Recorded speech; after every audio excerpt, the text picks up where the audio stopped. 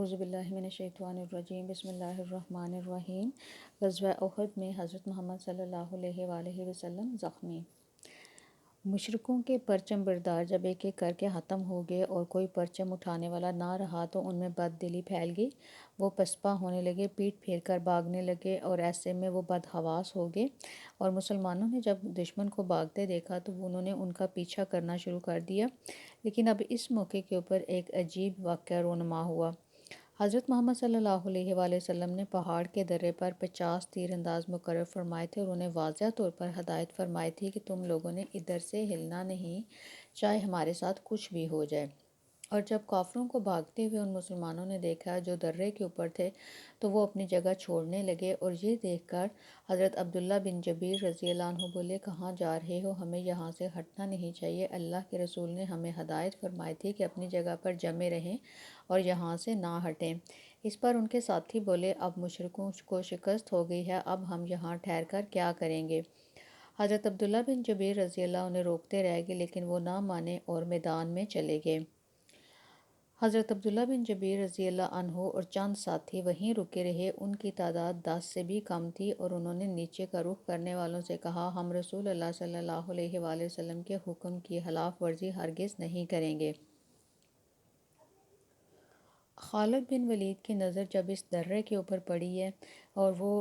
کفار کے ایک دستے کے سپہ سالار تھے، اور جب انہوں نے دیکھا کہ وہاں پہ صرف چند مسلمان رہ گئے ہیں تو خالد بن ولید نے اپنے دستے کے ساتھ اس جگہ پر حملہ کر دیا، اور وہ جو خالد بن ولید کے دستے کے ساتھ ہی اکرمہ بن ابو جہل جو تھا وہ بھی اپنے دستے کے ساتھ اس طرف آ گیا۔ اس طرح پورے دو دستوں نے جو ہے ان چند مسلمانوں پر حملہ کر دیا، اور ان کا یہ حملہ اس قدر زبردست تھا کہ پہلے ہی حملے میں حضرت عبداللہ بن جبیر رضی اللہ عنہ اور ان کے ساتھی شہید ہو گئے۔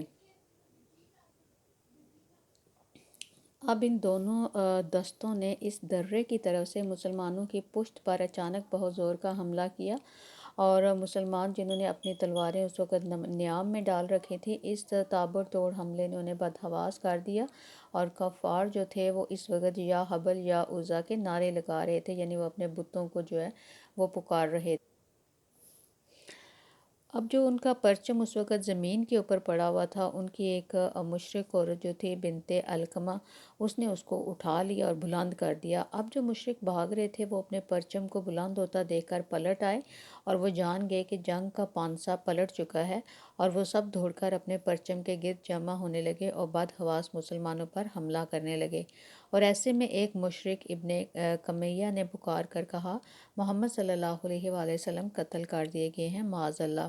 اس خبر نے مسلمانوں کو اور زیادہ بدحواس کر دیا۔ ایسے میں ایک صحابی نے کہا، اب جب کہ حضرت محمد صلی اللہ علیہ وآلہ وسلم قتل ہو چکے ہیں، معاذ اللہ، تو ہم لڑ کر کیا کریں گے؟ اس پر کچھ اور صحابہ نے کہا، اگر اللہ کے رسول صلی اللہ علیہ وآلہ وسلم شہید ہو گئے ہیں تو کیا تم اپنے نبی کے دین کے لیے نہیں لڑو گے تاکہ تم شہید کی حیثیت سے اپنے خدا کے سامنے حاضر ہو؟ حضرت ثابت بن وداح رضی اللہ نے پکار کر کہا، اے گروہ انصار، اگر محمد صلی اللہ علیہ وآلہ وسلم شہید ہو گئے ہیں تو اللہ تعالیٰ تو زندہ ہے، اس سے تو موت نہیں آ سکتی، اپنے دین کے لیے لڑو، اللہ تعالیٰ تمہیں فتح اور کامیابی عطا فرمائیں گے۔ اب دوسری طرف جو ہے 9 لوگ تھے جنہوں نے حضرت محمد صلی اللہ علیہ وآلہ وسلم کو اپنے گھیرے میں لے لیا تھا۔ ان میں سعد بن ابی وقاص اور طلحہ بن جو عبید اللہ تھے، یہ 2 تھے، اور باقی 2 جو لوگ تھے 7 وہ انصار تھے۔ اور اس وقت حضرت ابوبکر، حضرت عمر، حضرت علی وغیرہ جو ہیں وہ حضور پاک صلی اللہ علیہ وآلہ وسلم کے ساتھ نہیں تھے۔ اب یہ جو انصار تھے یہ چونکہ مدینہ کے تھے اور یہ احد کے پہاڑی سلسلے کو جو ہے وہ بڑی اچھی طرح جانتے تھے، تو انہوں نے حضور پاک صلی اللہ علیہ وسلم کو اپنے گھیرے میں لے کر تو ان جو ہے پناہ گاہ ان کے لیے ڈھونڈنی شروع کی۔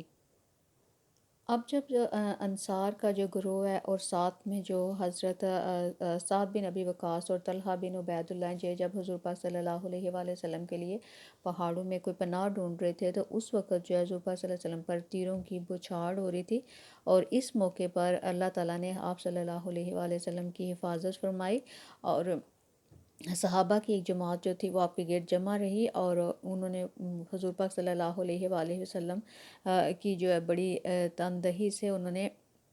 اپنی جان پر کھیل کر ان کی حفاظت کی۔ ان میں حضرت ابو طلحہ رضی اللہ جو تھے وہ بھی تھے۔ وہ دشمن کے وار اپنی ڈھال پر روک رہے تھے۔ وہ بہت اچھے تیر انداز تھے، ان کا نشانہ بہت پختہ تھا، چنانچہ دشمنوں پر وہ مسلسل تیر چلا رہے تھے اور کہتے جاتے تھے میری جان آپ پر فدا ہو جائے، میرا چہرہ آپ کے لیے ڈھال بن جائے۔ نبی اکرم صلی اللہ علیہ وآلہ وسلم کو کسی مسلمان کے ترکش میں تیر نظر آتے تو اس سے فرماتے اپنا ترکش ابو طلحہ کے سامنے الٹ دو۔ حضرت ابو طلحہ رضی اللہ عنہ نے اس روز اس قدر تیر اندازی کی کہ ان کے ہاتھ سے 3 کمانیں ٹوٹ گئیں۔ حضور پاک صلی اللہ علیہ وآلہ وسلم دشمن کو دیکھنے کے لیے سر اوپر کرتے تو حضرت ابو طلحہ رضی اللہ پکار اٹھتے اے اللہ کے رسول، آپ اپنا سر اوپر نہ کریں، کہیں آپ کو کوئی تیر نہ لگ جائے۔ پھر خود پنجوں کے بال حضور پاک صلی اللہ علیہ وآلہ وسلم کے بالکل سامنے آ جاتے تاکہ حضور پاک صلی اللہ علیہ وآلہ وسلم محفوظ رہیں، آپ کو کوئی تیر نہ لگے۔ اس موقع پر حضرت سعد بن ابی وقاص رضی اللہ جو تھے وہ بھی تیر اندازی کر رہے تھے، اور نبی اکرم صلی اللہ علیہ وسلم وہ کہتے ہیں کہ نبی اکرم صلی اللہ علیہ وسلم مجھے خود تیر اٹھا کر دے رہے تھے اور فرماتے تھے اے سعد تیر اندازی کرتے جاؤ، تم پر میرے ماں باپ قربان ہوں۔ وہ فرماتے ہیں کہ حضور پاک صلی اللہ علیہ وسلم کے ہاتھ سے مجھے ایک تیر ایسا بھی ملا جس کے سرے پر یعنی وہ تیز نوک والا حصہ نہیں تھا۔ آپ صلی اللہ علیہ وآلہ وسلم نے دیکھ لیا کہ تیر کا پھل نہیں ہے، لیکن آپ نے فرمایا یہی تیر چلاؤ۔